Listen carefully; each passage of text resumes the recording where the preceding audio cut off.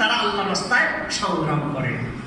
আল্লাহ রাব্বুল আলামিন পবিত্র কোরআনের 61 নম্বর সূরা সাফফাত 4 নম্বর আয়াতে বলেছেন, ইন্নাল্লাহা ইউহিব্বুল্লাযীনা ইউকাতিলুনা ফী সাবিলিহি সাফফান কাআন্নাহুম বুনিয়ানুম মারসুস।